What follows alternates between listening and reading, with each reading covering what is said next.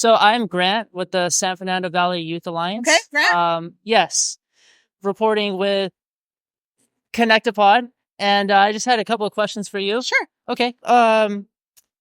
First, I want to acknowledge that you used to be an EMT, so you got to see like the gaps in healthcare and all that. I lived in a group home and got to see like the mental health crisis for young people. But I wanted to ask, what kind of things might a person who is like lesbian, gay, or bisexual go through when they're coming out? I can speak about some of the things that happened to me, and maybe they're similar to other people. Everyone's coming out story is very different. Some people have a very accepting family. They feel they could come out. Even sometimes who have an accepting family still struggle to come out.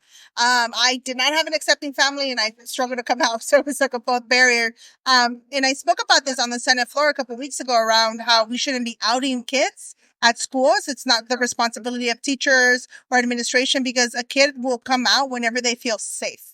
Right? That's the key word, right? I would never tell someone something unless I knew that I was going to get a safe space to be able to share that story, right? So never outing a kid is one of the number one thing we should do as adults, as kids navigate that. Another thing is representation. We're here at the San Fernando Valley Pride event because I want representation in our Black and brown communities as well, right? Not just in affluent areas. I want to make sure that we're bringing in the culture, the religion aspect that are sometimes the number one barriers in these communities from acceptance. And representation is so key, that they see a queer, out, Latina being a state senator, very proud of her identity, and bringing these kind of resources to the San Fernando Valley. That's really important for me. Thank you. Yeah. That lived experience like means the world. Yeah. So, what advice would you give to young people like my generation who feel alone or disconnected, or like they don't have any peer support? What should they do? It just depends, right? I never want fast forward someone's story.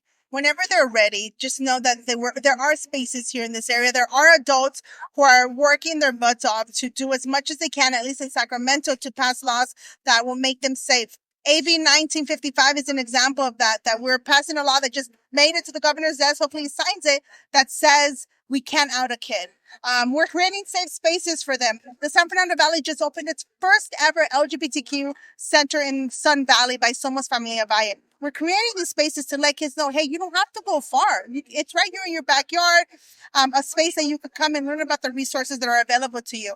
And if you reach out, we're here. If you reach out, we will answer those emails, those calls, whatever request comes our way, we're there to respond to. Thank you. Did you want to answer a little question from the box? We have like a box of random questions.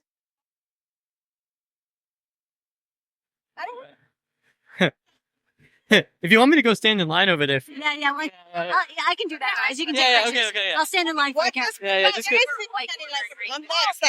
What does pride okay. mean to you personally?